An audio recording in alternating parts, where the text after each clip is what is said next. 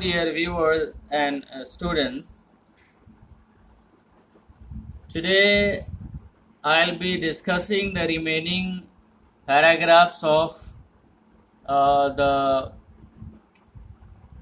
chapter, the last lesson by Alphonse Daudet. And after discussing these remaining paragraphs, I'll also discuss with you the questions given at the end. And in addition to those questions, we will also learn a few words, the origin of those few words which are used in English but they have come from different languages. Now, without wasting your and my time, let me begin. Franz, the narrator, the little boy, says, I had never listened so carefully, and that he had never explained everything with so much patience. It seemed almost as if the poor man wanted to give us all he knew before going away, and to put it all into our heads at one stroke. In this paragraph, dear viewers, dear students, we come to know that all of a sudden they became sincere. Then we have things, we have possession that we get in free, eyes, nose, ear, tongue. We do not respect them. We think these things, we take these things for granted, okay, as if we are never going to lose them, okay. Now, but when we come to learn that we are on the verge of losing something, particularly you see during this pandemic, during this lockdown, what is happening, that is some story that we can discuss later on. But here we come to know that the students, particularly Franz, was very careful, he was sincere, the teacher was also sincere. And here in this paragraph we see the poor man. Who is referred to the poor man? Mr. Hamel is referred, the French teacher is referred to as the poor man. So when the teacher can be a poor man, when a teacher can be called a poor man, when he gets less salary? No. When suppose a teacher is there, he is highly qualified, he is very educated teacher, he is well experienced teacher. But if his students are not benefiting, if his students are not able to benefit from his knowledge, education or experience, then the teacher can be called a poor man. So here in this context, Mr. Amel, who had been working in that school for the last 40 years of his life, okay, and yet very few of his students were able to benefit from his education, from his knowledge and experience. That's why he is referred to as a poor man, and he is not able to do anything. And the last hour he is trying that whatever knowledge he has got all through his 40 years plus his school education, all he will put into the heads of the students. Is it possible? No. There is a way to learn. Now, next paragraph. After the grammar, we had a lesson in writing that J.M. Amel had new copies for us, written a beautiful round hand, France, Alsace. Okay, so new copies were made for what? France was the name of the country and Alsace was the province where this school existed. And new pages they were given, new sheets of pages they were given, and on those pages France, Alsace were written. That was a way, that was like a flag, that was a way to show their respect to their vanishing or disappearing fatherland. They call it fatherland, we call it motherland, okay. So here France say that if you were in class you would be able to know how quiet it was, and everyone was very sincere, the students as well as the teacher, and you could only hear the scratching of the pens over the paper. The students were so busy in writing, okay, so sincere. All of a sudden, had they become sincere when they had time, dot dot dot, once some once some beetles flew in, but nobody paid any attention to them. I i see whenever any insect enters my classroom, okay, all of a sudden all the students start making their own all kinds of mischiefs in the class, okay, and they show they are so afraid of that, because they have to play. Of course they are children, they must play, but when we have time we should learn, okay. So see, even if you want to sit in class and teach them and students want to learn, but they are not able to do so. When we have time we should utilize time, okay. That is what France wants to say. Nobody cared for that, not even the littlest one, okay, the smallest one, smallest insect, okay. So nobody cared for that, who worked right on tracing their fish hooks as if it was French too, okay. So on the roof pigeons, so even those people who like their going for fishing more than sitting in the class, so nobody cared for that. So here France says that when you looked at those beetles you would see that the way they were behaving, okay, it seemed that they were also like uh, trying to write something. Like he imagines so. On the roof the pigeons cooed very low, and I thought to myself, will they make them sing in German, even pigeons? Here France makes fun of the German authorities. The makes fun of their. It is a sarcastic remark at the decision of the German authorities teaching the French people German. Actually, for the French people, French language is very natural to them. They have learnt it right from their childhood. Now he makes a comment, a sarcastic remark on the German authorities, that these people, the way they have introduced German for the French people, it seems that even to the birds they will be teaching uh, German. Actually, as the birds have their own language of chirping and twittering, the same way we have our own natural language like Hindi or Urdu or Persian or English or French, wherever you are born. And if a foreign language is like, if it is we are to learn, that's a different thing. But if it is imposed, it is very nonsense. So whenever I looked up from my writing, I saw ML. Now the description of the uh, uh, Mr. Amel. So he was sitting motionless in his chair, and he was gazing at everything, because he has uh, spent at least like 40 years of his life in that school. That school was not only a school for him, it was his own home, in fact, okay. 40 years of his life he spent there, and he was living there, in fact. His sister was also living there, okay. So 40 years he had been there, and all of a sudden you are asked to go away from there, okay. Some new factories are going to come up, then what will you think? For just an example, okay. Okay, so this is all saying the only the desks and benches had been worn smooth when you have been using that for the last 40 years.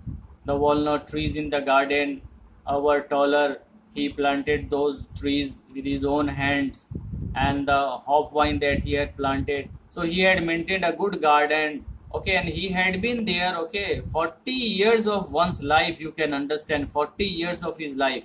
So can you understand the pains and the suffering?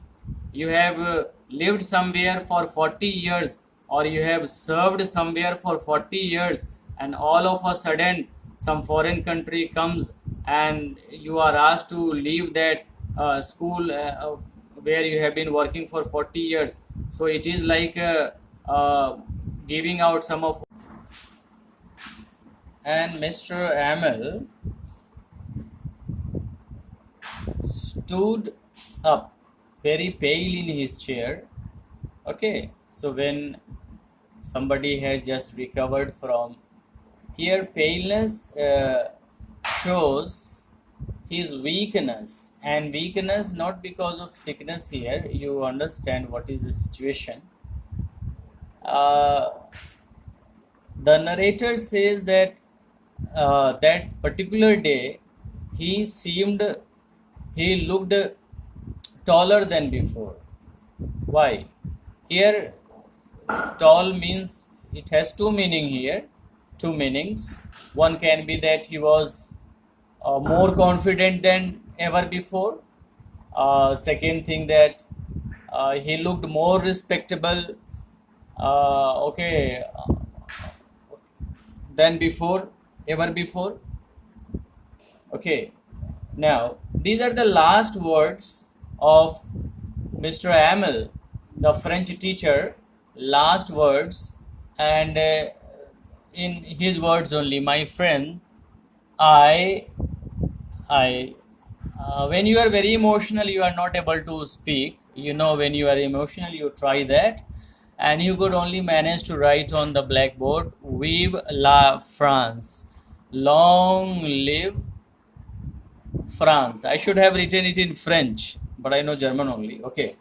And then he stopped and leaned against his head against the wall. It shows that he was not strong enough, or he felt so weak he could not stand on his own, and he had to take the support of the wall there. And without a word, he just made a gesture of his hand. School is dismissed. You may go. So this was the last class. It was very memorable class for the 12-year-old narrator, France. It was very painful. It was mixed. The memories were mixed with pains. It was something humorous also because of those old people sitting behind. It was a very, very emotional class. So that is all about the last class. Okay, as narrated by the 12-year-old boy. Now moving on to the questions and answers section. Question 1. The people in the story suddenly realize how precious their language is to them. What shows you this? What does this happen? Why does this happen? In the last French class, M. Amel had explained to the students that French was the most beautiful, clearest, and the most logical language of the world. For you, dear readers, dear viewers, if you are Hindi speaker, for you the Hindi is the most important, the one's mother tongue, I mean. He metaphored their mother tongue to a key to the prison. The teacher called upon them, their students, to guard their language and never forget it. That's how the people in this story suddenly realize how precious their language is to them. You can also write, since they realized they were losing their language, they will not be able to speak their language or use their language anymore. That also you can write. France thinks, will they make them sing in German? Even the pigeons. What could this mean? France. As a young boy, he doesn't understand why they have decided to introduce German language as a medium of teaching for the French-speaking people. For him, French is a natural language, as Hindi is to us, as cooing is to a pigeon, and chirping is to birds. He comments sarcastically on the decision of the German authorities to introduce German in the schools of Alsace and Lorraine.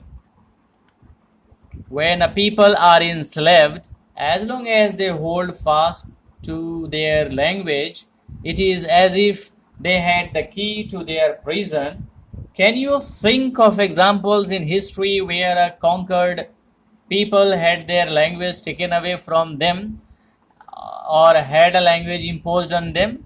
There are, dear viewers, several countries of the Asia and Africa, America, we all are exposed to English today, and we are in English medium school either teaching or learning, is because the English ruled over the countries of Asia, America and Africa. So that is the example for all to see.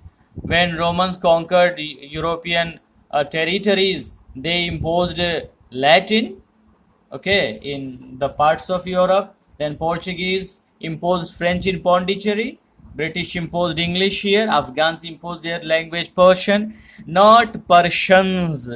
Persian as a language, Persian, Persian. This is language, and this S will not be there, dear viewers. Okay, this S will not be there. Persians means the people who are living in Persia. It will be Persian. S will not be there. I hide this S. Okay, thank you. So now, no, this is not enough. What happens to a linguistic minority in a state? How do you think they can keep their language alive? For example, Punjabis in Bangalore, Tamilians in Mumbai, and Kannadigas in Delhi, and Gujaratis in Kolkata. Okay, so there are various ways we can do. Use their language while talking with their folk. I have seen the people from Kerala, they are our colleagues. When they talk with one another in Hindi speaking atmosphere here in Gorakhpur, so they all use their own language, mother tongue Malayalam. So that is a way to keep going your own language while learning another language where you are working. Okay, have magazines and newspapers. So that also I know several of my colleagues, Malayali colleagues working with me, they have the magazines and books they have subscribed to several magazines and books in their own language. So that is one way to keep going your language. Okay, to maintain your language wherever you are living. Okay, competition and cultural get together can also be there. There can be competitions among children, among adults. Okay, and family languages, of course, when we are outside we talk in other language, but when we are in family we can use our own language. That's a way when we are living in one example I can give you here, that nowhere here Malayalis are given there, that we are working with actually here. So many colleagues are there here, and they know so many language here. They are working the Hindi speaking area, English, they are teaching in English. They have Malayalam, their family language. So that's a way. These are some of the ways you can write your own ways. Okay, is it possible to carry pride in one's language too far? Do you know what linguistic chauvinism means? No, it's not good as well, because language chauvinism means we become extremist in that no, our language here. Chauvinism here means that so long as we think that our language is the best language in the world, that's okay. But when we think that our language is good, their language is bad, there begins the term chauvinism, right? No, so that thing should not be there. Extremism should not be there in any case. Okay. Now, English is a language that contains words from many other languages. Though, let me tell you, dear viewers or dear students, English is a Germanic language. It has come from German, totally. Okay. Now, there are many languages, there are many words in English which are not English. The origin are from some different languages, like petite is there, it's a French, kindergarten, German, capital, Latin, democracy, Greek, bazaar, Hindi. Okay. So some other words are there. Tycoon, Japanese word from tycoon, meaning great lord. Now, barbecue, it has come from a Spanish word barbacoa, meaning wooden frame or posts or pole. Zero, French word from zero, it has come from Arabic word sifir. Then we have tulip, French word from tulipe, and it has come from Persian word that I have forgotten to write here. that is that turban. Veranda, Hindi from veranda meaning, and but it has come from